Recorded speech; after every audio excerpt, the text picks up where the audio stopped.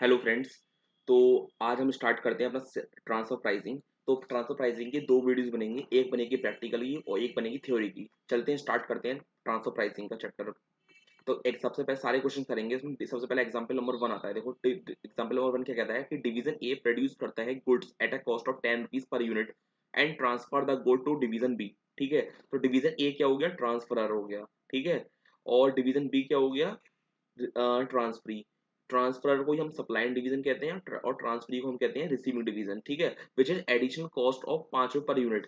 ठीक है, division B 5 रुपए और यूनिट और खर्च कर रहा है। ठीक है, डिवीजन बी सेल कर रहा है एक्सट्रीमली एट 16 पर यूनिट। ये सेल करता है 16 रुपए पर यूनिट में। कंपनी की पॉलिसी है कि setting transfer price at a cost of 20%। तो ये जो मेथड है वो कॉस्ट बेस्ड मेथड है ये आपका। ठीक है, अब आपको निकालना है प्रॉफिट, निकालना है ईच डिवीजन का and overall profit of the company. तो देखो सिंपल दिख ही रहा है हमें कि कैसे कैसे निकालना है हमें। देखो डिवीजन ए का क्या है, डिवीजन ए की सेलिंग प्राइस क्या हो जाएगी। तो देखो 10 रुपए का कॉस्ट है और 20% प्रॉफिट ले रहा है वो, है ना, ट्रांसफर प्राइस में। तो 12 रुपए का हमारा ट्रांसफर प्राइस बन जाएगा। ठीक है, उसकी कॉस्ट कितनी आ रही है, 10 रुपए आ रही है, तो 2 रुपए का प्रॉफिट हो जाएगा। और अगर डिवीजन बी की मैं बात करता हूँ तो क्या होगा, 16 रुपए का ये है उसका, उसकी सेलिंग प्राइस। और उसकी कॉस्ट क्या क्या आ रही है, तो ट्रांसफर प्राइसिंग से 12 रुपए तो वो खरीद रहा है, डिवीजन ए से खरीद रहा है, 5 रुपए और कॉस्ट आ रही है इसकी, ये 5 रुपए कॉस्ट आ रही है। तो कितना हो गया, 12 5 17, तो 17 रुपए इसकी कॉस्ट आ रही है और डिवीजन बी सेल कर रहा है 16 रुपए, मतलब 1 रुपए का लॉस हो रहा है। तो यही देखो इसमें दिखा दिया है कि बी 2 रुपए का फायदा हो रहा है इसका और 1 रुपए का लॉस हो रहा है। और ठीक है, और कभी भी हम जब ट्रांसफर करते हैं डिवीजन ए डिवीजन बी को कर रहा है, फिर डिवीजन बी फर्दर कर रहा है, तो यहाँ पे कभी भी ओवरऑल प्रॉफिट जो कंपनी का देखते हैं वो जीरो लेते हैं, क्योंकि एलिमिनेट हो जाएगा कंसोलिडेट टाइम पर। तो यहाँ पे जीरो लेना है हमें। तो ठीक है, हम एक बार देख लेते हैं कि ओन कॉस्ट कितनी आ रही है, 10 रुपए आ रही है उसकी। Transfer pricing zero, total cost हो गई आपकी -10। ठीक है, 10 रुपए कॉस्ट हो गई। ठीक है, उसका ट्रांसफर प्राइस कितना कर रहा है, कॉस्ट में से 20% आपका जोड़ देगा वो, तो कितना आएगा, 12 रुपए आ जाएगा। तो 2 रुपए का प्रॉफिट आ गया। डिवीजन बी खुद की कॉस्ट कितनी कर रहा है, 5 रुपए, 12 रुपए उसका ट्रांसफर प्राइसिंग आ जाएगा, 17 रुपए, और 16 रुपए का रेवेन्यू है उसका, सेलिंग प्राइस, -1 आ जाएगा ये। ठीक है, ठीक है, ये आ जाएगा। अब हमें बताना सेकंड, फर्स्ट क्वेश्चन हो गया हमारा, फर्स्ट पॉइंट हो गया। अब बताना एनालिसिस करना है रिजल्ट का। तो देखो डिवीजन, इसमें हमेशा डिवीजन ए प्रॉफिट में रहेगा। डिवीजन ए की जो भी कॉस्ट आएगी उसमें 20% और जोड़ दे रहा है वो। लेकिन डिवीजन ए जो डिवीजन बी है वो हमेशा लॉस में रहेगा। तो बस ये लिखना है हमें इसमें कि डिवीजन जो एनालाइज हो डिवीजन ए जो है प्रॉफिट रहेगा, क्योंकि वो कॉस्ट तो ले ही रहा है, प्लस उसमें जो मार्जिन में ऐड कर रहा है, कॉस्ट पर मार्कअप कर रहा है 20%। ये जो दे रखा है हमारा 20%, तो वो तो ले रहा है, और डिवीजन बी हमेशा लॉस में रहेगा। तो ये कंप्लीट होता है। नेक्स्ट क्वेश्चन करते हैं।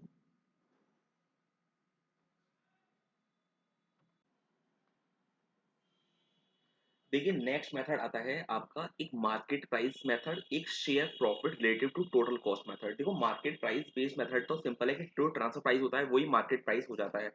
जो share profit relative to total cost method है उसमें क्या करते हैं, जो टोटल प्रॉफिट जो है आपकी कंपनी का, ठीक है, डिवाइड कर देंगे total cost of the company से और total cost of division. It means total जो प्रॉफिट होगा कंपनी का, जो डिवाइड कर will be divide among the division और टोटल कॉस्ट रेशियो में हम डिवाइड कर देंगे, प्रोपोर्शनेट कर देते हैं।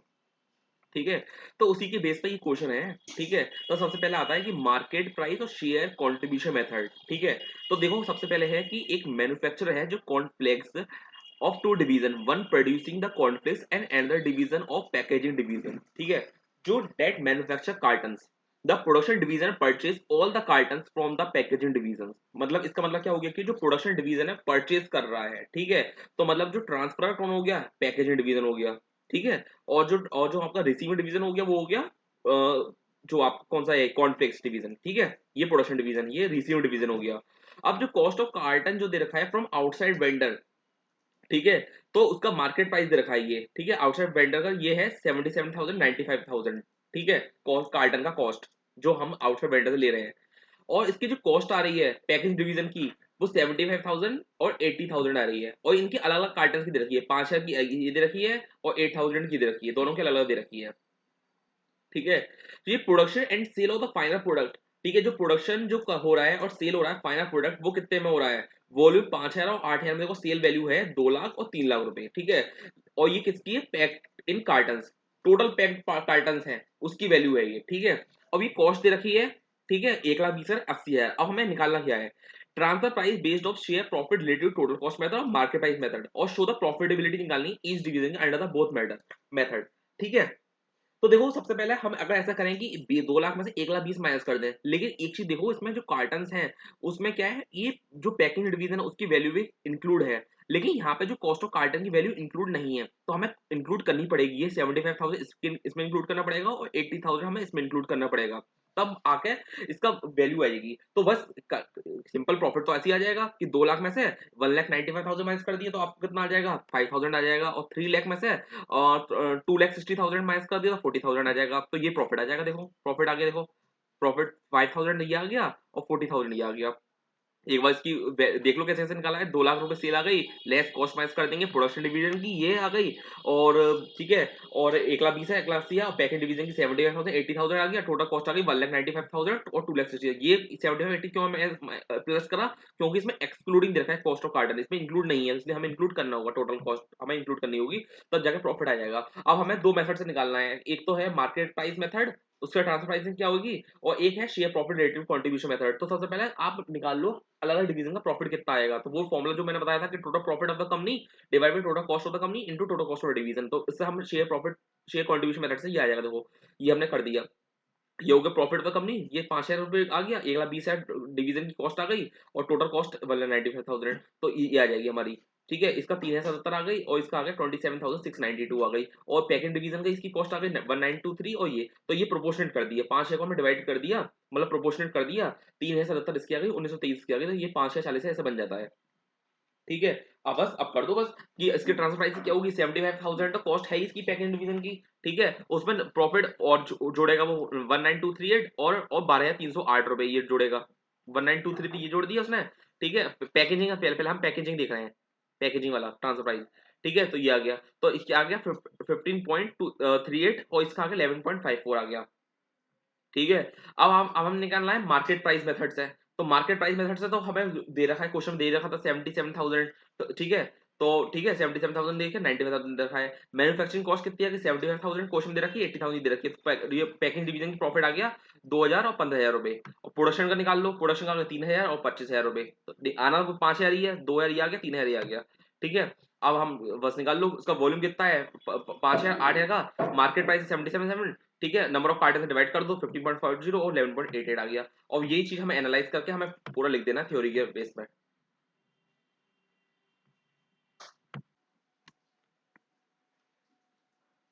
चलिए अपना एग्जाम्पल नंबर 3 करते हैं। तो एग्जाम्पल नंबर 3 क्या कहता है, देखिए देखिए सबसे पहले एक कंपनी है, एक मिनट, चलिए एक कंपनी है। देखिए सबसे पहले कॉन्सेप्ट बता देता हूँ, सबसे पहले कि क्या कॉन्सेप्ट है ये, कि transfer pricing and gold congruence. ठीक है, सबसे पहले हम क्या करते हैं कि हम ट्रांसफर प्राइस निकालेंगे गोल्ड कॉन्ग्रेंस के अकॉर्डिंग। तो क्या है कि transfer pricing minimum transfer price कितना होगा।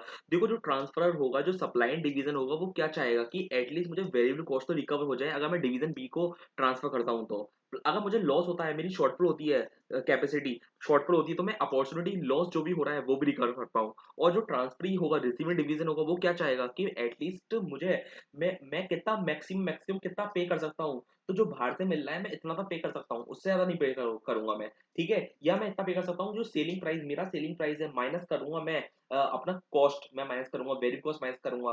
तो उससे जो मेरा बचेगा, डिफरेंस बचेगा, उतना पे कर सकता हूँ। पीछे वो जो लोअर होगा उतना ही पे कर सकता हूँ, उससे ज्यादा नहीं कर सकता।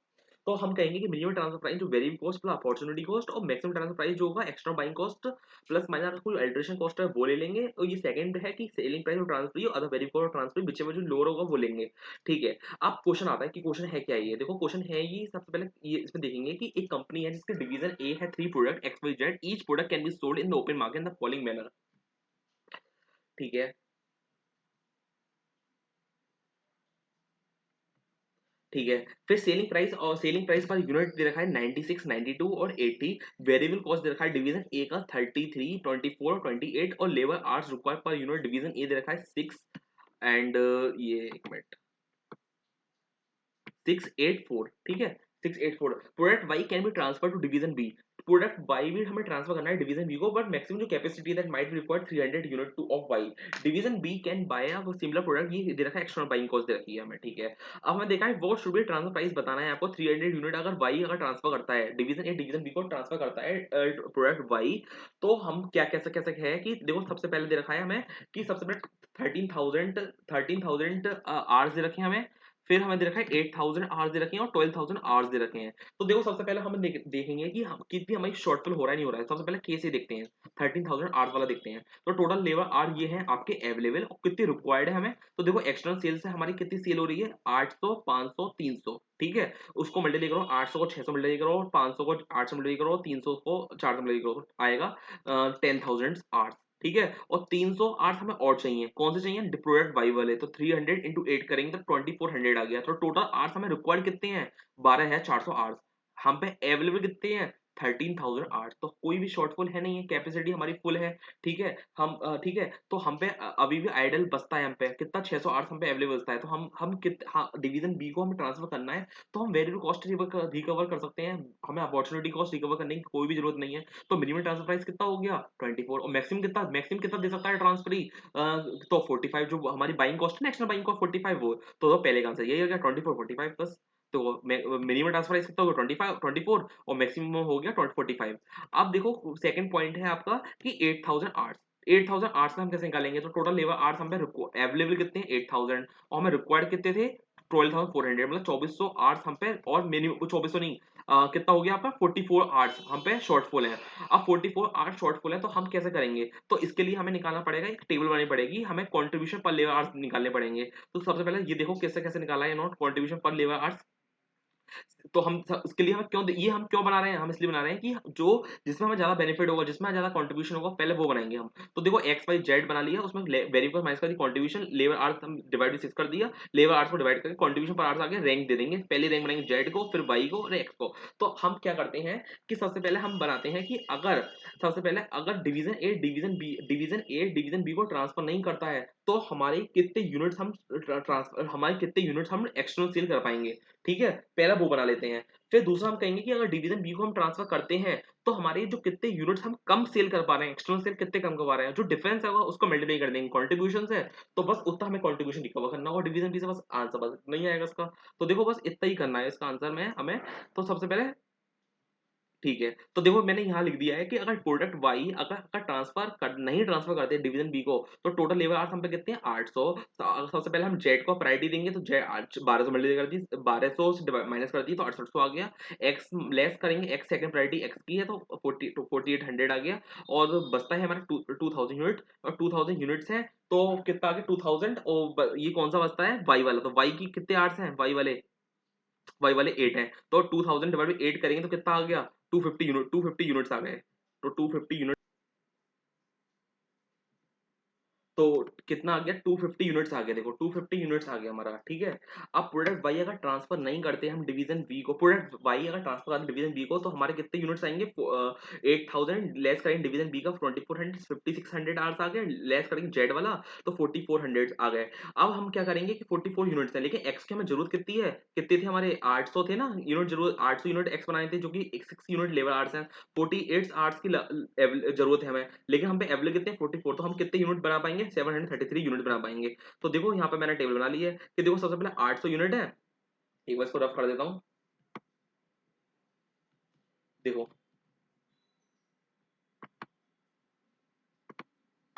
तो सबसे पहले हमें 800 आर्ट्स हमें ये सबसे पहले 800 आर्ट्स हम पे पहले बनाना पा रहे थे। अब बना पाएंगे हम 733। कितना लॉस हो गया हमारा अबाउट, कितना लॉस कितना लॉस हो गया हमारा, 66.667 का यूनिट्स का लॉस हो गया। इसकी कंट्रीब्यूशन कितना है, 63 यूनिट्स का, तो 4200 आ गया। सेम हमारा 250 यूनिट्स है, वाई हम कुछ नहीं बना पाएंगे, तो 68 से 17,000 आ गया। तो 21,200 का हमारा अपॉर्चुनिटी लॉस हो गया। तो हम 21,200 को डिवाइड कर देंगे, 300 यूनिट ट्रांसफर करनी थी हमें बी को, तो 70.66 आ गया। तो हम 70.66 तो रिकवर करेंगे और वेरिएबल कॉस्ट रिकवर करेंगे कि वाई की कितनी वेरिएबल कॉस्ट है। देखो वाई की वेरिएबल कॉस्ट है 24 थी, एक बार चेक करवा देता हूँ, 24 देखो 24 है, ठीक है। तो 24 और प्लस कर देंगे तो आगे हमारा 90.66, सॉरी 94.66, ठीक है। 94 और 94.66 ही हमारा आंसर आ रहा है। लेकिन हम डिवीजन बी जो है अगर बाहर से खरीदता है वो 45 में खरीद पाएगा, तो तो बेटर है कि हम बाहर से खरीदेंगे, है ना, क्योंकि वो चीपर है, ठीक है। तो ये हो गया 45। अब केस सी हमारा क्या है, केस सी है हमारा कि एक मिनट कि क्या कितनी यूनिट से, 12,000 आवर्स से। देखो सेम ही करना है इसमें भी, बी के तरह ये जैसे बी करा था उसी तरीके से सी भी कर देंगे, तो ये हमारा कंप्लीट होता है। नेक्स्ट करते हैं क्वेश्चन।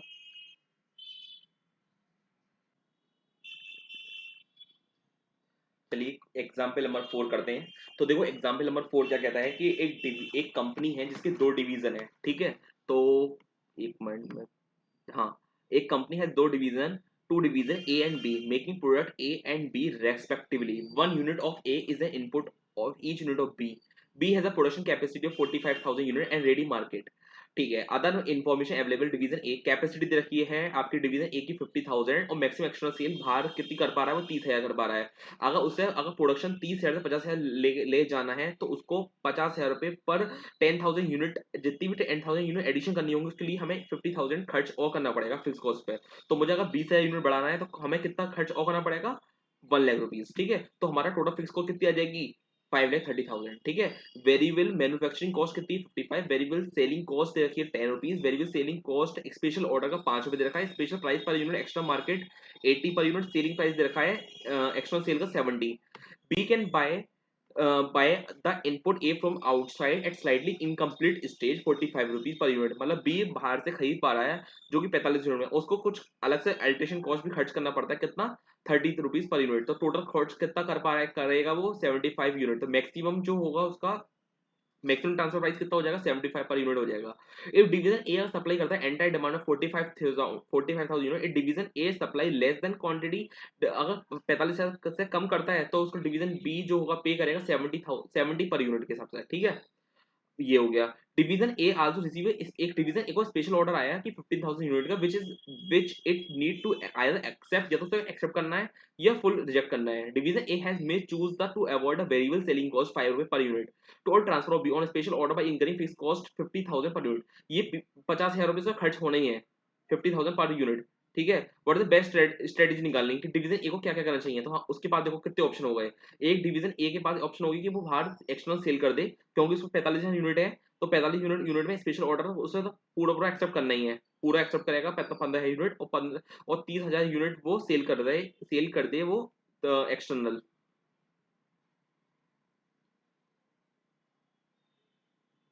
ठीक है, फिर या 45,000 यूनिट ट्रांसफर कर दे बी को, 45 से ज्यादा यूनिट कर दे, ट्रांसफर कर दे 45,000 यूनिट। तो कितना कितना आएगा देखो, अगर बाहर अगर सेल करेगा 80 रुपए खर्च आएगा, 70 पर यूनिट ये खर्च आएगा, 70 इसका ये आएगा, इसका इसका 75 आएगा। ठीक है, और अगर एक मैन्युफैक्चरिंग और वेरी कॉस्ट तो फिक्स सेम ही रहेगी, 50 सब ही रहेगी। एक आउटसाइड करने पे 10 रुपए खर्चा और आ रहा है, देखो यहाँ लिखा हुआ 10 रुपए खर्चा और आता है यहाँ पे, ये वेरिएबल सेलिंग को एक्सटर्नल सेल करने पे 10 रुपए और कर दिया। तो देखो सबसे पहले मैक्सिमम कंट्रीब्यूशन किस पे आ रहा है, अगर हम 45,000 यूनिट अगर हम करते हैं हम 45,000 यूनिट बी को ट्रांसफर करते हैं, तो सबसे ज्यादा मैक्सिमम कंट्रीब्यूशन आ रहा है 20 पर यूनिट का। तो यहाँ पे हम बेस्ट होगा कि हम 45,000 यूनिट तो हम सेल करते हैं हम डिवीजन बी को, और जो हमारा प्रोडक्शन कैपेसिटी कितनी 50,000 यूनिट की, तो 5,000 जो यूनिट है वो हम कर देंगे आउटसाइड सेल कर देंगे। ठीक है, अब हमें नेक्स्ट निकालना है कि हम प्रॉफिटेबिलिटी निकालनी है पूरी। तो देखो प्रॉफिट निकालने के लिए कुछ नहीं है, 45,000 इंटू 20 कर दिया, 9 लाख रुपीज ये आ गया मेरा। ठीक है, और इसका कंट्रीब्यूशन का कितनी वैल्यू है एक्सटर्नल सेल की, 15 रुपीज। तो 5,75 ही आ गया, 9,75,000 मेरा ये आ गया। अब उसमें 5,30 से माइनस कर दिया, मैंने कहा बताया था कि हमारी प्रोडक्शन कैपेसिटी 30 से अगर 50 करनी है तो 1 लाख रुपए और बढ़ाएंगे, 5,30 ही आ गया। एक सेलिंग फीस को हमें दे रखा था क्वेश्चन में कि 50,000 ये था, तो हमारा टोटल फिक्स कॉस्ट था कि 5,80,000। तो टोटल प्रॉफिट अर्न आ गया हमारा 3,95,000। अब हम क्या करना है, हमें मिनिमम ट्रांसफर प्राइस निकालना है और मैक्सिमम ट्रांसफर प्राइस निकालना है। तो मैक्सिमम ट्रांसफर प्राइस तो हमारी जो एक्सटर्नल बाइंग कॉस्ट है 75 रुपीज वही हो जाएगी। ठीक है, और मिनिमम ट्रांसफर प्राइस कितनी हो जाएगी, मिनिमम ट्रांसफर वेरिएबल कॉस्ट तो है ही हमारी 55 रुपीज की, और हमें 45,000 यूनिट है ना हमारी, तो 15,000 रुपए जो अपॉर्चुनिटी कॉस्ट पे ऐड करेंगे हम। ठीक है, तो 15 रुपए अपॉर्चुनिटी कॉस्ट हमने ऐड कर दिए, तो हमारा कितना आ गया, तो हमारा आ गया 70 रुपीज। 55 प्लस 45 70 को 70 रुपीज ये आ गया। ठीक है, और मैक्सिमम ट्रांसफर प्राइस कितना आ गया, 75 रुपीज आ गया। तो बस ये क्वेश्चन हो गया, करते हैं नेक्स्ट क्वेश्चन अब।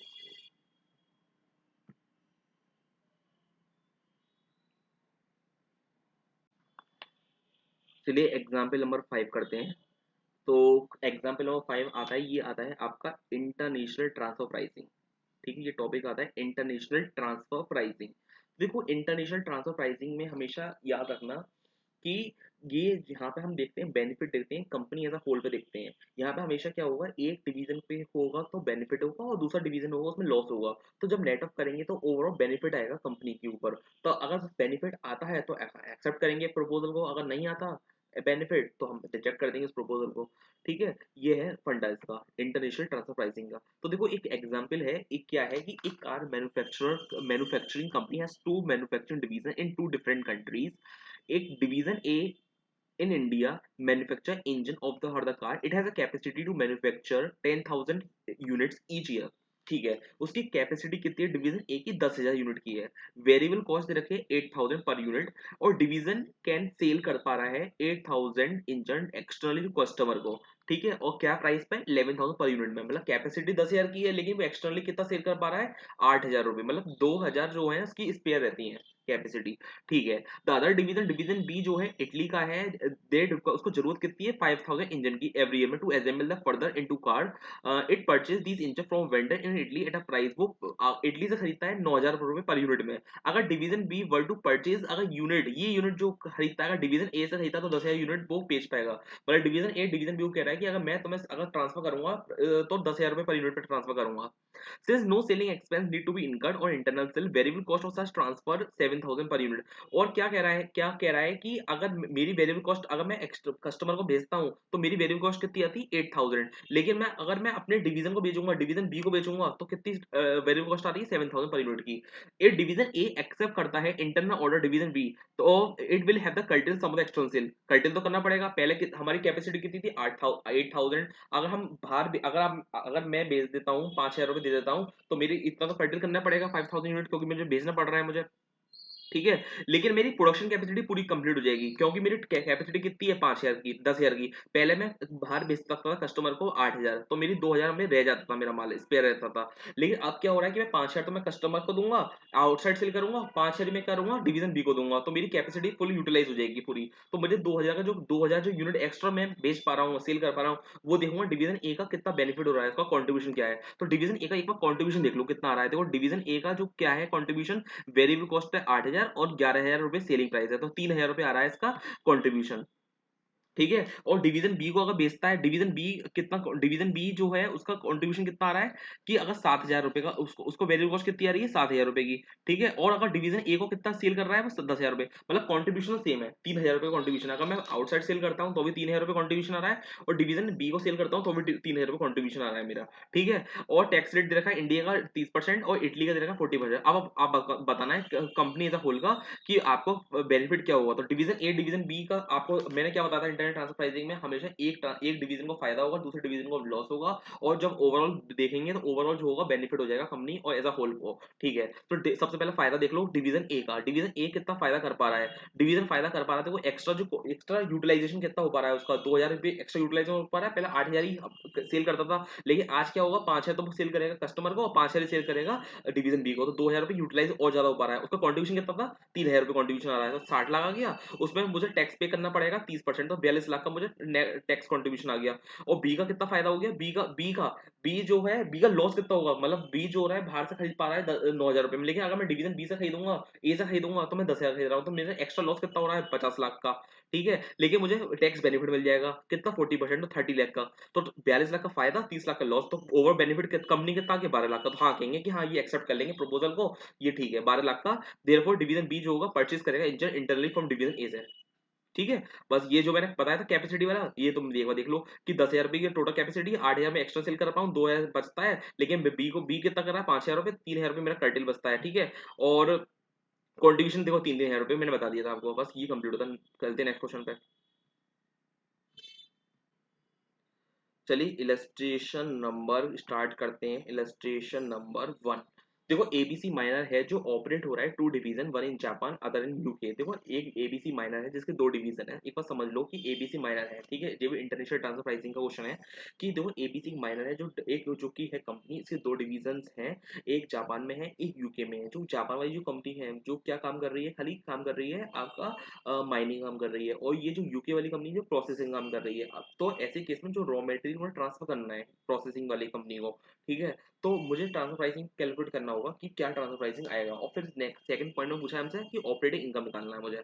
तो इसमें दो मेथड के हिसाब से निकालना है, एक 200% फुल कॉस्ट। तो 200% फुल कॉस्ट क्या होगी, इसकी जापान वाले की फुल कॉस्ट क्या है 2,2500 5,000 7500, उसका 200% कितना कर देंगे 15,000 आ जाएगी। और मार्केट और हमें मार्केट प्राइस का होता है ट्रांसफर प्राइसिंग। तो ट्रांसफर प्राइसिंग क्या आ रहा है इसका, जो लोग जापान वाली कंपनी रॉ एम्बेड खरीद सकती है 9,000 येन पर कैरेट, इसका टीपी दे रखा है, तो ये आ जाएगा। अगर हमें पाउंड में करना है तो हमें डिवाइड 50 कर लेंगे, तो हमारा आ जाएगा 3000 पाउंड और 180 पाउंड। ऑपरेटिंग इनकम निकालनी है तो ऑपरेटिंग इसकी ट्रांसफर प्राइसिंग क्या क्या दे रखी है, 15,000 और 9,000। तो 15,000 डाल दिया। वेरिएबल और फिक्स कॉस्ट हमें क्वेश्चन दे रखी है 2500 15,000। ठीक है, प्रॉफिट बिफोर टैक्स आ गया, लेस माइनस कर देंगे 20%, तो 1500 रुपये आ जाएगा। 6,000 प्रॉफिट आफ्टर टैक्स आ गया। हमें 1,000 की वैल्यू निकालनी है, तो ये तो ये आ गया कि ये टोटल प्रॉफिट आ गया। उसी तरीके से 9,000 का निकाल लेंगे। अब यूके का कैसे निकाल लेंगे, यूके का हमें 300 पाउंड रखा है, 180 पाउंड दे रखा है। ठीक है, ये आया 300 पाउंड और ये। ठीक है, और ये और इसका रॉ एमराल्ड कितना आ गया, रॉ कितना लगेगा इसका, मल्टीप्लाई 2 कर देंगे क्योंकि 2 क्वेश्चन दे रखा है हमें। क्वेश्चन में दे रखा है it take 2 carat of raw emerald to yield of 1 carat of college stone. ठीक है, तो इसमें 2 से मल्टीप्लाई कर दी तो हमें ये आ गया। तो और वेरिएबल ऑफ इसको माइनस कर देंगे, profit before tax less tax कर देंगे, प्रॉफिट आफ्टर टैक्स आ जाएगा। Raw emerald 500 carat, 500 carat multiply कर दिया। ठीक है, तो इससे ये आ जाएगा। और फिर अगर पाउंड में देखना ना, पाउंड में आ जाएगी वैल्यू। ठीक है, ये आ गई ओवर प्रॉफिट ओवर। अब करते हैं नेक्स्ट क्वेश्चन।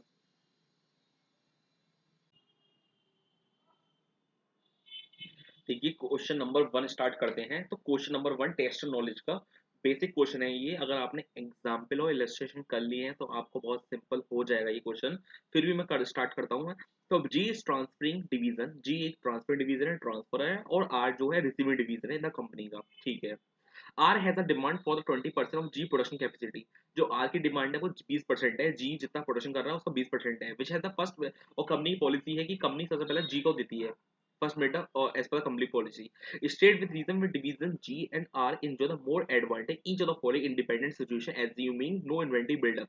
ठीक है, अब देखो जी जो हो रहा है ट्रांसफर कर रहा है आर को, किस पे ट्रांसफर कर रहा है, फुल कॉस्ट। फुल कॉस्ट का मतलब क्या था, वेरिएबल कॉस्ट और फिक्स कॉस्ट दोनों। तो बढ़िया है, तो जी जी को बेनिफिट होगा इसमें। तो जी जो है एक्सटर्नल डिमांड कितनी है, प्रोडक्शन लेवल है 60% का। बाहर अगर एक्सटर्नल डिमांड कर रहा है 40%, तो 20% वो कर सकता है किस पर, किस पे कर सकता है, उसको जी को कर सकता है, आर को कर सकता है, जी आर को कर सकता है 20%। ठीक है, अब उसको कितना कितने में करना चाहिए था, वेरिएबल कॉस्ट में, लेकिन वो कर किस पर आया, फुल कॉस्ट पर। तो जी बेनिफिट है, जी बेनिफिट ले रहा है उसमें। अब मार्केट प्राइस है, तो मार्केट प्राइस है तो इसमें भी जी को बेनिफिट हो रहा है। अब ये अगला आ रहा है marginal cost, marginal variable cost. तो यहाँ पे क्या होगा, यहाँ पे आर को फायदा हो जाएगा। आर को क्या होगा, वेरिएबल कॉस्ट पे 20% जो पैसा, जो 20% जो प्रोडक्शन मिल रहा है जी का, वो वेरिएबल कॉस्ट में मिल रहा है। और फोर्थ पॉइंट है कि मार्केट प्राइस। तो मार्केट प्राइस क्या है कि देखो 90% एक्स्ट्रा डिमांड है, तो 10% उसकी स्पेयर कैपेसिटी है, और 10% स्पेयर कैपेसिटी उसको किस पे करना चाहिए था, वेरिएबल कॉस्ट पे। लेकिन वो किस पे कर रहा है, मार्केट प्राइस पे कर रहा है। ठीक है, और 10% मान लो अपॉर्चुनिटी कॉस्ट भी मान लो, है ना। लेकिन फिर भी वो टोटल जो रिकवर कर रहा है आर से, वो मार्केट प्राइस पे कर रहा है। तो बढ़िया है, तो जी जी को फायदा है इसमें। एक बार आंसर भी देख लेते हैं इसका।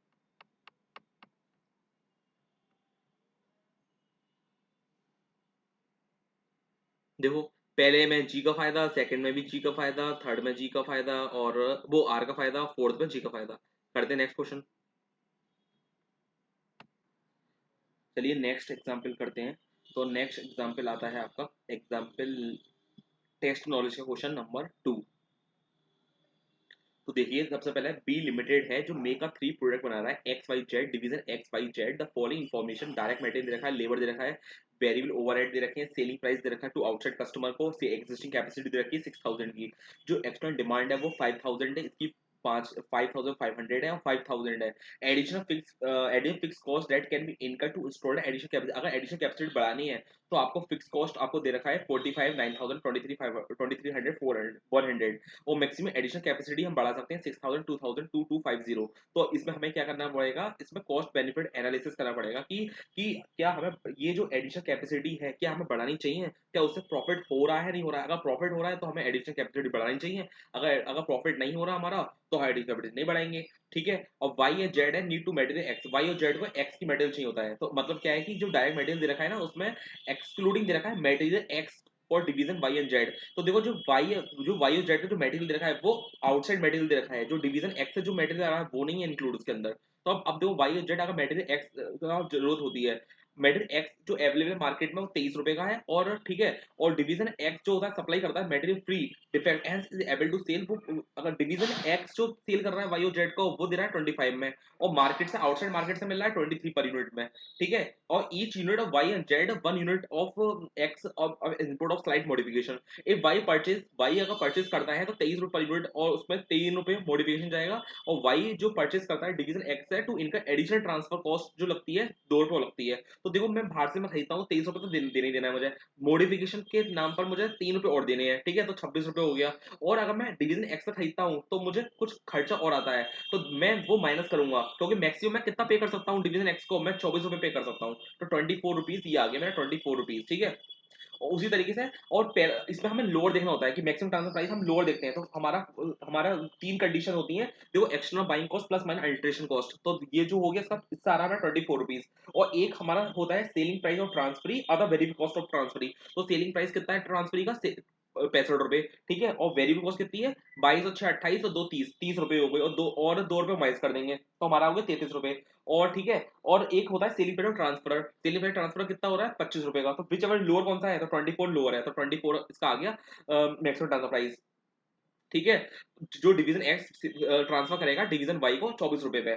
अगला आता है कि हमारा डिवीजन जो जो जेड है वो मटेरियल जो है वो 23 रुपए का तो बाहर से खरीदता है, उसमें 5 रुपए मॉडिफिकेशन का आता है, तो 23 और 5 28 रुपए, ठीक है। उसमें से हम माइनस कर देंगे क्या, जो भी खर्चा लग रहा है डिवीजन एक्स से, जो खर्चा कितना लग रहा है डिवीजन एक्स से खर्चा, डिवीजन एक्स से जो खर्चा लग रहा है डिवीजन 1 रुपीज, देखो ये लिखा है 1 रुपीज, 1 रुपए पर यूनिट ये, तो देखो ये कितना आ गया हमारा आंसर इससे 27 आ गया। और दूसरा कंडीशन होती है सेलिंग प्राइस और ट्रांसफर, ट्रेलिंग प्राइस और ट्रांसफर अदर वेरिएबल कॉस्ट, उससे आ रहा है हमारा 39 रुपीज आ रहा है, ठीक है। कैसे आ रहा है 39, देखो 90 तो 90 है ना, उसमें से हम माइनस कर देंगे 50 माइनस कर देंगे और माइनस माइनस 1 कर देंगे 39 आ गया। और एक सेलिंग प्राइस और ट्रांसफर कितना है 25, तो मिनिमम कितना होगा लोअर कितना होगा 25, तो इसका आ गया 25 रुपीज।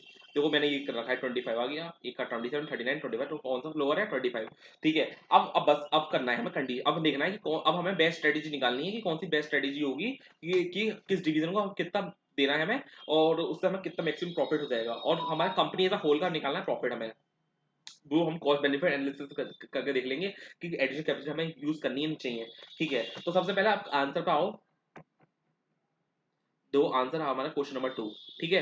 तो देखो सबसे पहले ये जो है ये कंडीशन दे रखी है, सेलिंग प्राइस 25 रुपए दे रखी है, और जो अगर मैं सेल करता हूँ आउटसाइड को 25 रुपए में, लेकिन इंटर ट्रांसफर अभी जो कि ट्रांसफर प्राइस है 24 और 25, जो मैंने कैलकुलेट करके बता दिया था, यहाँ भी मैंने लिख दिया है 24 25 ऐसा आया है, ठीक है। और डिवीजन वाई जो है वो परचेज कर रहा है आउटसाइड से 65 रुपए में, और ट्रांसफॉर्म एक्स से कर रहा है 65 रुपए, और 90 रुपीज है डिवीजन जेड का, 90 रुपीज सेलिंग प्राइस का दे रखा है, ठीक है। और डायरेक्ट मटेरियल हम माइनस कर देंगे, कितना कितना ये सब माइनस कर देंगे, 8 4 2 की क्वेश्चन दे रखा है हमें, तो इससे हमारा कंट्रीब्यूशन आ गया 11 10 11, इससे कंट्रीब्यूशन आया 9 9 और इससे आया 14, ठीक है। तो हमारा सबसे पहले जो डिवीजन एक्स है वो सबसे पहले चाहेगा कि मैं सबसे पहले ट्रांसफर करूंगा जेड को, फिर करूंगा ट्रांसफर करूंगा किसको, फिर करूंगा मैं उसको फिर एक्स्ट्रा मार्केट को, फिर वाई को करूंगा, ठीक है। अब हमारा कैपेसिटी कितनी है, अगर मैं इंक्रीज करता हूँ कैपेसिटी 6 या 6 12 हजार हो गई, उसमें मैं मेरी कैपेसिटी मेरा मार्केट कितना है, डिमांड कितनी है 5 हजार रुपये, तो एक फ्री कितना है मटेरियल है 7 हजार का, तो मैं सबसे पहले 5 7 जेड को दूंगा 5 हजार रुपये, और 2 हजार दूंगा वाई को दूंगा, ठीक है। उसी तरीके से ये 2 हजार खरीद लेगा मटेरियल एक्स एक्स है, और ये 5 हजार ले लेगा।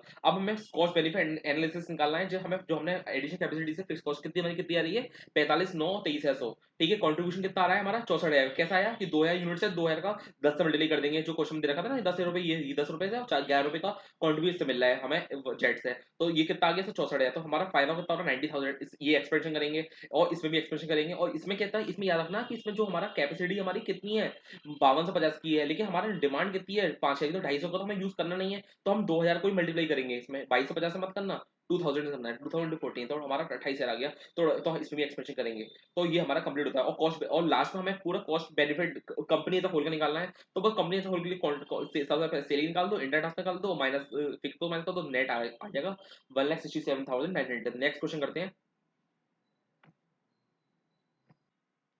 चलिए नेक्स्ट क्वेश्चन करते हैं।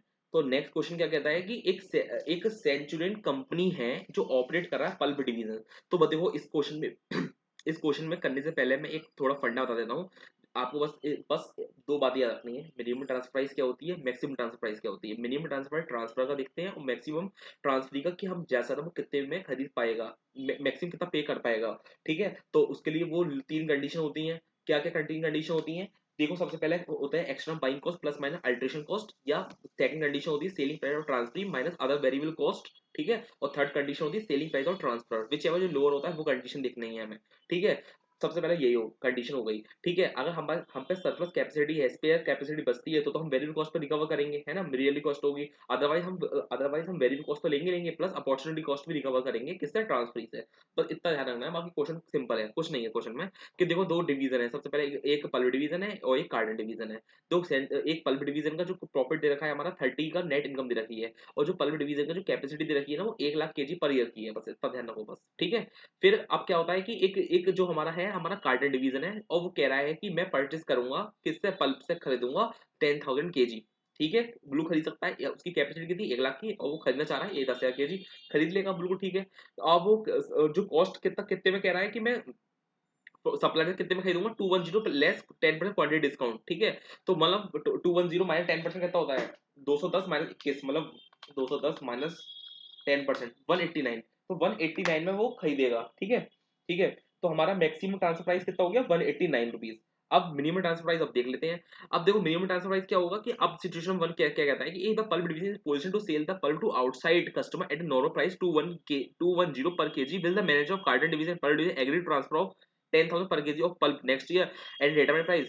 यार वो कह रहा है कि पल्प डिवीजन सारा सेल कर पा रहा है, 1 लाख केजी सारा सेल कर पा रहा है, किस कहाँ पर, आउटसाइड मार्केट में, ठीक है। तो वो क्या चाहेगा, वो चाहेगा कि मैं तो रिकवर करूंगा, मार्केट प्राइस रिकवर करूंगा, तो मैक्सिमम मिनिमम ट्रांसफर प्राइस कितनी हो जाएगी, 210, और मैक्सिमम हो रहा है 189। तो ये तो बन ही नहीं रहा है ना, रेंज नहीं बन रही है, तो रेंज नहीं बन रही, तो ये ट्रांसफर होगा ही नहीं। तो ये जो क्या लिख देंगे कि so the manager of pulp division और card division will not agree of the individual selling cost price, ठीक है। ये पहला क्वेश्चन हो गया हमारा कि मतलब रेंज नहीं बन रही तो कुछ नहीं होगा इसमें, ठीक है। सेकंड पॉइंट है हमारा कि कि 1 लाख कैपेसिटी है, अब वो सेल कर पा रहा है आउटसाइड मार्केट में 60,000, तो 40,000 उसकी कैपेसिटी बच रही है, तो 40,000 बच रही है, तो वो उसे कितना चाहिए, कार्टन डिवीजन को कितना पल्प, 10,000 केजी, तो ब्लू ठीक है, वेरी, तो हमारा जो तो कार्टन डिवीजन जो होगा वो कितने में सेल कर देगा, वो जो जो हमारा पल्प डिवीजन होगा वो कितने में सेल कर देगा, ट्रांसफर कर देगा कार्टन को, वो कर देगा आपका वेरिएबल कॉस्ट पे। तो वेरिएबल कॉस्ट कितनी है इसकी, वेरिएबल कॉस्ट तो आपकी 126 रुपीज है, क्वेश्चन दे रखा है हमें 126 रुपीज है।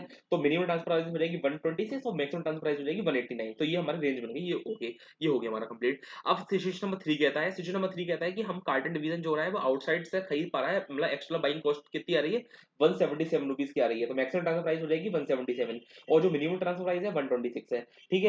अगर मान लो कह रहा है, इसमें ही लिखा हुआ है कि explain the pulp division does not meet the price, वो नहीं मीट कर पा रहा, 177 पर नहीं पहुंच पाएगा, तो क्या हो जाएगा, तो अगर रेंज बन रही है और फिर भी ट्रांसफर नहीं हो रहा, तो ऐसे केस में ओवरऑल जो लॉस हो जाएगा कंपनी को, कितना लॉस हो जाएगा, 177 में से माइनस कर दो 126, 126 कितना हो गया, 120 माइनस करेंगे 51 बचता है, तो 51 का लॉस हो जाएगा, कितनी कितने यूनिट्स है, कितने यूनिट मांग रहा था, 10,000, तो 51, तो हमारा आ जाएगा 5,10,000 का लॉस हो जाएगा। अब देखो आंसर फटाफट से देख लो उसका आंसर, कौन सा क्वेश्चन, थर्ड क्वेश्चन था ये। तो देखो सबसे पहला पहला पहला पॉइंट है, उसमें 210 आ रहा है, 189 रुपीज आ रहा है, ठीक है। और ठीक है मैक्स, और ठीक है सिचुएशन नंबर 1 में, और ये हमारा एग्री हो ही नहीं पा रहा, ठीक है। जो कि मिनिमम आ रहा था हमारा 1210 ये देखा है, और मैक्सिमम जो है 189, तो हमारा नहीं हो पाएगा, ये रेंज नहीं बन रही, ये लिखा हुआ है। फिर क्वेश्चन नंबर 2 में, पॉइंट नंबर 2 में हमारा 120 ये हो गया, और थर्ड केस में अगर नहीं होगा ट्रांसफर, तो हमारा 5,10,000 का लॉस हो जाएगा। तो करते हैं नेक्स्ट क्वेश्चन। देखिए क्वेश्चन नंबर आपका आता है, आपका क्वेश्चन नंबर 4 आता है। देखो क्वेश्चन नंबर 4 बड़ा सिंपल क्वेश्चन है, एक मिनट, क्वेश्चन नंबर 4 आपका ये रहा। देखो क्वेश्चन नंबर 4 क्या कहता है कि एक एपीसी है जिसके दो डिवीजन है, डिवीजन एक्स और डिवीजन वाई, ठीक है। डिवीजन एक्स जो बना रहा है गैक्स बना रहा है, और डिवीजन वाई जो हो रहा है वो डिवीजन वाई गैस्ट्रिन बना रहा है, ठीक है, ठीक है। और उसमें गैस्ट्रिन बनाने के लिए यहाँ क्वेश्चन लिखा हुआ है कि for 1 unit of gastrin 2 unit of gax, मतलब एक गैस्ट्रिन बनाने के 2 यूनिट ऑफ गैस लगते हैं, ठीक है। Till date division Y also bought the gax 50 रुपए में, वो डिवीजन वाई डिवीजन एक्स से लेता है गैक्स 50 रुपए पर यूनिट के हिसाब से, और जो अगर बाहर से लेता है 52 है, लेकिन उसको एक नया सप्लाई मिल गया उसको डिवीजन वाई को, वो दे रहा है वो 47, तो एक्स्ट्रा बाइंग कॉस्ट जो कौन सी ली जाएगी, 47 ली जाएगी डिवीजन वाई की एक्स्ट्रा बाइंग कॉस्ट, ठीक है। और डिवीजन एक्स जो है ना वो सेम प्राइस चार्ज कर रहा है डिवीजन एक्स को भी और बाहर की एक्सटर्नल कस्टमर को भी, लेकिन लेकिन जो सेलिंग एंड डिस्ट्रीब्यूशन जो कॉस्ट है वो सेव होती है, कि अगर वो इंटरनेट ट्रांसफर करता है, तो इंटरनेट ट्रांसफर करता है तो सेलिंग एंड डिस्ट्रीब्यूशन कॉस्ट उसकी सेव हो जाती है, और अगर बाहर करता था तो बाहर करेगा तो selling and distribution cost advertisement cost तो आनी ही है उसकी, ठीक है। तो ये आ गया।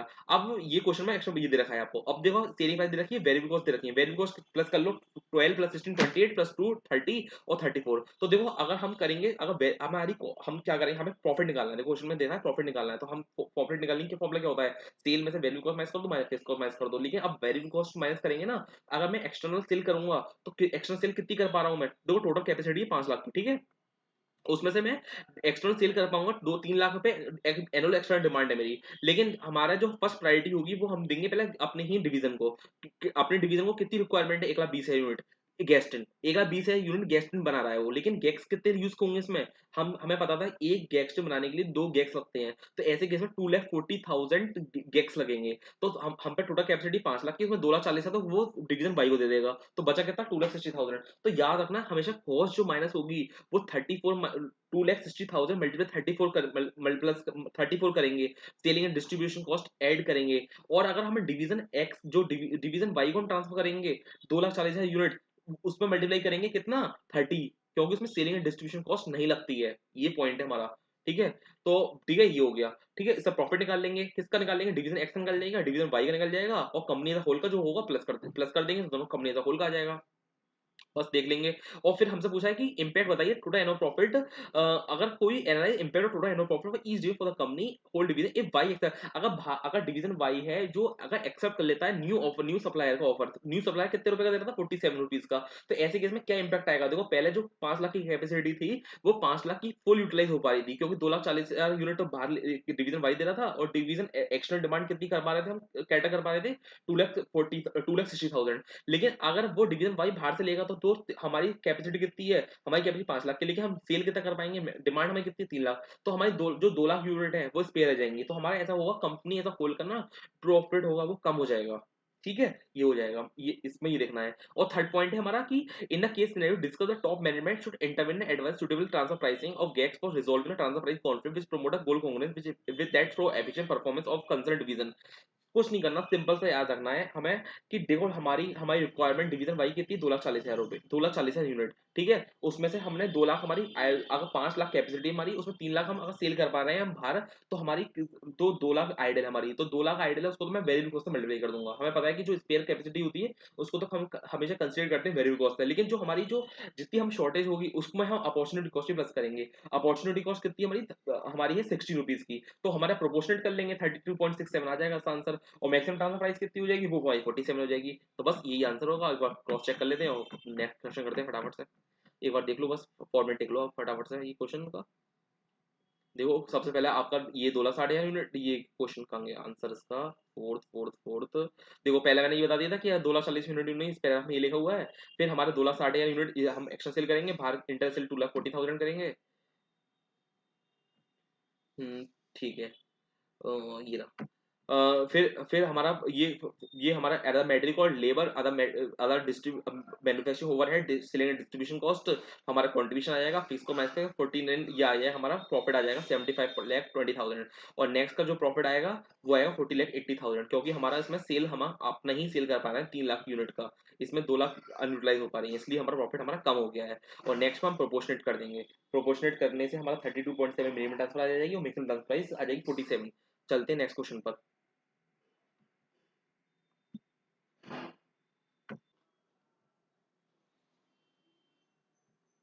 देखिए क्वेश्चन नंबर 5 स्टार्ट करते हैं। क्वेश्चन नंबर 5 क्या कहता है, एक मैन्युफैक्चरर है, ठीक है, एक मैन्युफैक्चरर, इसके दो डिवीजन है, division A and division B, ठीक है, प्रोड्यूस कर रहा है component that are used to both division A as well external customer. Division A get the entire requirement of component from division B, the annual production दे रखा है division B का 1 lakh units का, ठीक है।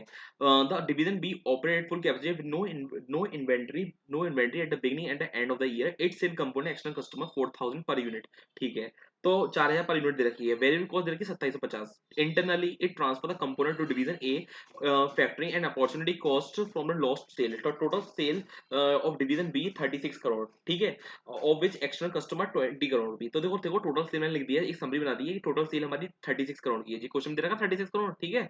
उसमें आउटसाइड सेल कितनी है मैंने 20 करोड़ की, जो 20 करोड़ की आ गया, लेकिन हमें दे रखा है पर यूनिट 4,000 पर यूनिट के हिसाब से है, तो टोटल यूनिट कितनी बचेंगी, टोटल यूनिट कितनी आ जाएंगी 20 करोड़ डिवाइडेड 4000, 50,000 यूनिट आ गई, ठीक है, जो कि आउटसाइड सेल कर रहा हूँ मैं, लेकिन टोटल यूनिट बी की कितनी, 1 लाख यूनिट। तो मैं इससे मुझे समझ में आता है कि 50,000 यूनिट्स में डिवीजन ए को ट्रांसफर करूंगा, ठीक है, डिवीजन ए को ट्रांसफर करूंगा। और इंटरनली ट्रांसफर कितनी, हमें टोटल अमाउंट भी पता है। अमाउंट कैसे पता चलेगा, पहले चलेगा, मैं 36 में 20 माइनस कर देंगे तो 16 करोड़ आएगा, जो कि इंटरनली आ गया। तो 30 अब ये आ गया 16 करोड़। अब हमें 16 करोड़ कैसे आएगा, देखो देखो सबसे पहले हमें पता है कि एक इस ये लाइन पढ़ो, as per company policy demand from division A has a priority over external customer. Division A को एक प्रायोरिटी रहती है कि डिवीजन ए को सबसे पहले कंप्लीट करना है, ठीक है, और जो भी रिक्वायरमेंट होगी उसकी। This year this additional demand, एक एडिशनल डिमांड आई एक्सटर्नल कस्टमर की 80,000 कंपोनेंट्स की। तो हम पे जो इंटरनली यूनिट्स कितने थे 50,000, उसमें से कह रहे हैं कि 32,000 तो हमारे स्पेयर्स हैं, इसमें कोई दिक्कत नहीं है, इसको तो हम रिकवर कर लेंगे वेरिएबल कॉस्ट से। तो वेरिएबल कॉस्ट कितनी है हमारी, 2750 रुपए की। और जो हमारी जो 18,000 यूनिट्स हैं, वो मैं उसमें क्या करूंगा, मैं वेरिएबल कॉस्ट ऐड करूंगा, प्लस मैं अपॉर्चुनिटी लॉस जो हो रहा है, अपॉर्चुनिटी लॉस हो रहा है, वो भी रिकवर करूंगा उस यूनिट इन यूनिट्स में। तो अपॉर्चुनिटी कॉस्ट कैसा आएगा, 4,000 में 2750 माइनस करेंगे तो कितना अपॉर्चुनिटी कॉस्ट आ गया, 1250, ठीक है। तो 4,000 यूनिट आ गई मेरी। तो हमारा कितना आ जाएगा, तो मिनिमम ट्रांसफर प्राइस हमारा कैसा आ जाएगा, मिनिमम ट्रांसफर प्राइस हमारा 16 करोड़ आ गया। हमारा 16 करोड़ कैसा आया हमारा, ऐड कर लो कि देखो 2750 मल्टीप्लाई कर दो 32,000 से, और 4,000 को मल्टीप्लाई कर दो 18,000 तो 7.2 करोड़, और 8.8 करोड़ 16 करोड़ आ गया। और 16 करोड़ को डिवाइड करेंगे 50 केस है, तो हमारी 3200 यूनिट आ गई मिनिमम ट्रांसफर प्राइस, और मैक्सिमम कितनी होगी 4,000 यूनिट। इतना ही करना है बस आंसर में, यही तो एनालाइज करना है। The sale term in rupees and unit of board external internal customer, recommend कीजिए, रेंज बताइए, रेंज बता दी मैंने, ठीक है, ये आ गया। और discuss the effect of external demand on transfer price assuming the current policy continue. तो ये जो हमारी जो हमने बनाया है उसको हमें एक एनालिसिस पार्ट के अकॉर्डिंग कर देना है। तो बस एक बार देख लेते हैं, मतलब हो गया क्वेश्चन को complete,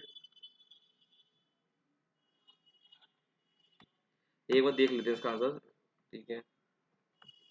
question number 10, question number है 5। तो देखो 1 लाख यूनिट्स हैं, देखो ये लिखा है 1 लाख यूनिट्स हैं, उसमें 20 करोड़ की सेल एक्सटर्नली है, 4,000 यूनिट है, तो 50,000 यूनिट आ गई, 50,000 यूनिट ये आ गई, 36 करोड़ की सेल आ गई। उसमें से मेरी 36 करोड़ की सेल आई है हमारी, 50,000 यूनिट इंटरनली है, 16 करोड़ इंटरनली सेल हो गई।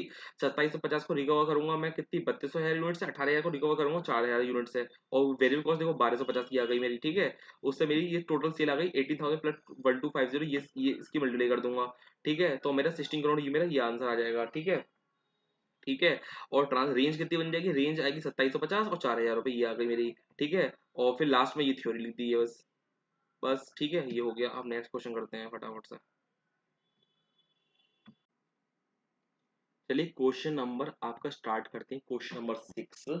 तो क्वेश्चन नंबर 6 क्या कहता है कि एक जीएल लिमिटेड है जो मल्टी प्रोडक्ट है manufacturing concern concerning functioning 4 division है, electric division of the company जो इलेक्ट्रिकल प्रोडक्ट बना रहा है, ठीक है। उसका जो मैक्सिमम और इलेक्ट्रिकल डिवीजन जो कह रहा है कि मेरी मैक्सिमम कैपेसिटी है, मैं सेल कर पा रहा हूँ स्विचेस को अपने ओपन मार्केट में, जो कि 25 ईच। इसका मतलब क्या हो गया कि अगर कोई उसका दूसरा डिवीजन है, जीएल लिमिटेड का दूसरा डिवीजन है, अगर वो इलेक्ट्रिकल डिवाइस इलेक्ट्रिकल अप्लायंसेस अगर मांगता है, तो ऐसे केस में जो इलेक्ट्रिकल डिवीजन होगा वो ट्रांसफर करेगा इंटरनल अपने अपने डिवीजन को।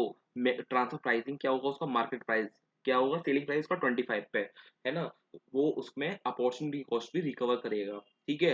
तो यही कह रहा है कि अब ऐसे केस में हाउस होल्ड डिवीजन है, अब वो कह रहा है कि house hold division electrical division से कह रहा है कि भाई मुझे तुम 5 या स्विचेस दो 18 रुपए में, क्या वो दे पाएगा, बिल्कुल नहीं दे पाएगा। अभी तो मैंने बताया कि इलेक्ट्रिकल डिवीजन जो है आपको 25 में ही ट्रांसफर करेगा, क्योंकि वो अपनी आउटसाइड सेल कर पा रहा है। तो आउटसाइड सेल कर पा रहा है तो 18 रुपए में नहीं दे पाएगा। तो पहले का आंसर हमारा यही रहेगा कि मिनिमम ट्रांसफर प्राइस क्या होगा, 25 रुपीज, ठीक है। फिर ये जो हाउस होल्ड डिवीजन है वो नाइट लैम्प बना रहा है और उसकी सेलिंग प्राइस है 130। अब क्वेश्चन नंबर 2 में पूछा है कि क्या, अगर अगर एनालाइज कीजिए वेदर बेनिफिट होगा क्या कंपनी एज अ होल को supply of house hold division at a unit price of 18 of electrical division. तो देखो, अगर देखो हमेशा याद रखना कि अगर अगर कोई भी चीज अगर कोई भी चीज अगर रेंज में ट्रांसफर हो रही है, तो ऐसे केस में benefit company as a whole को तो बेनिफिट होना है, इस पे तो कोई डाउट नहीं है। अगर आप देख लेंगे कि किसको लॉस हो रहा है किसको प्रॉफिट हो रहा है, डिवीजन में देख लेंगे कैलकुलेट करके, लेकिन अगर रेंज में ट्रांसफर हो रहा है तो कंपनी एज अ होल को प्रॉफिट होगा, ठीक है। अब देखो देखो मैक्सिमम जो हाउस होल्ड डिवीजन है वो 130 में सेल कर पा रहा है नाइट लैम्प अपनी, ठीक है। अब उसका जो एक एक अब जो हमारा हाउस होल्ड डिवीजन है, उसको वो कुछ अदर अप्लायंसेस भी यूज करता होगा अपने नाइट लैम्प बनाने के लिए। तो उसकी जो कॉस्ट आ रही है 50 रुपये आ रही है, ठीक है। अगर वो परचेज करता है इंटरनली, मतलब इंटरनली का मतलब क्या है कि अगर वो इलेक्ट्रिकल डिवीजन से खरीदता है, वो चाह रहा है कि वो 18 रुपीज चाह रहा है, देखो 18 रुपीज ने लिख भी दिया अपना, लेकिन अभी 18 में नहीं कर पाएगा वो, क्योंकि वो उसकी ट्रांसफर प्राइसिंग 25 है। तो अभी इसको हटाओ।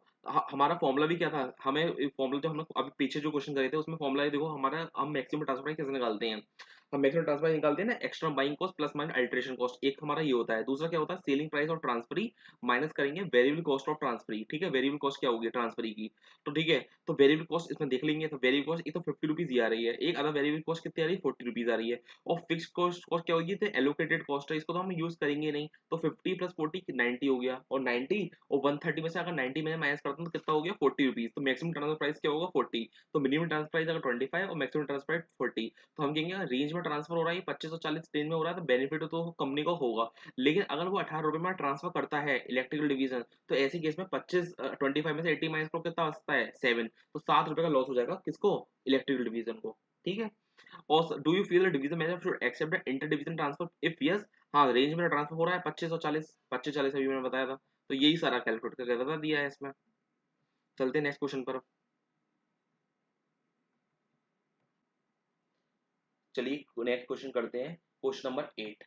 क्वेश्चन नंबर 8 क्या कहता है कि एक ये इंटरनेशनल ट्रांसफर प्राइसिंग, ये क्वेश्चन हमने अभी एग्जांपल भी किया था इंटरनेशनल ट्रांसफर प्राइसिंग के ऊपर, ये भी सेम ही क्वेश्चन है। यहाँ पे क्या देखते हैं कि अगर इसमें देखते हैं कि ओवरऑल बेनिफिट हो रहा है कंपनी को, तो हमेशा याद रखना एक डिवीजन को प्रॉफिट होगा, दूसरे डिवीजन को लॉस होगा, और ओवरऑल मैं ग्रॉस अप करूँ दोनों को मिला प्लस माइनस करूँ दोनों डिवीजन को, तो ओवरऑल बेनिफिट हो चाहिए कंपनी का। अगर बेनिफिट हो रहा है कंपनी को तो प्रपोजल एक्सेप्ट करेंगे, अदरवाइज प्रपोजल रिजेक्ट करेंगे, बस इतना ही है। कि देखो एससीआई है जो यूएस बेस्ड कंपनी है, जो मैन्युफैक्चरिंग कर रही है इन एंड मार्केटिंग कर रही है प्रिंटर एंड स्कैनर को, it has subsidiary spreading across the world, either manufacturing sell printer and scanner of SCI.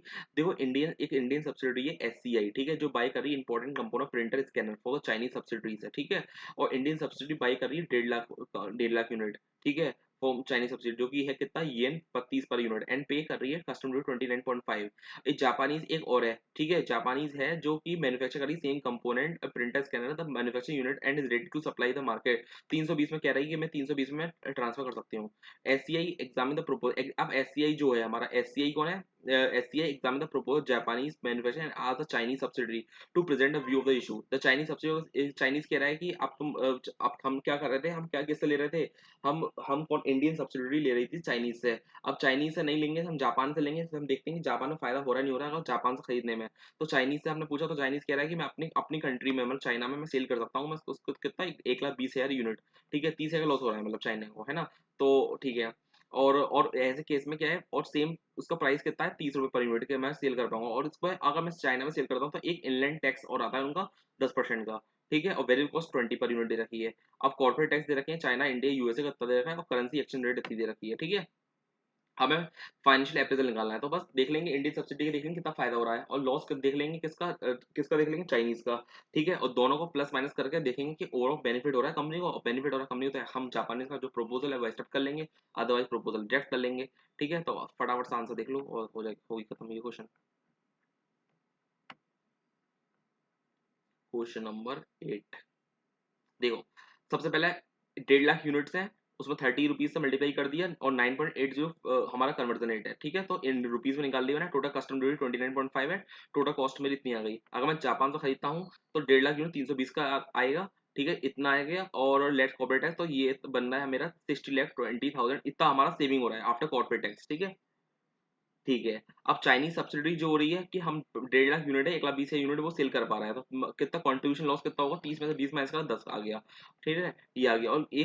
और जब भी वो सेल करता है तो एक आइलैंड टैक्स आता है, वो किस पे निकालेंगे, जितना हमने सेल किया है, हमने हमने बताया था कि चाइना वाला कितना सेल कर पा रहा है 1,20,000 यूनिट, तो 1,20,000 यूनिट निकाल दिया मैंने सेल, ठीक है, उसको तो 35-28 आ गया लेस, ये total tax let tax saving match करके ये आ गया 48,051, ठीक है।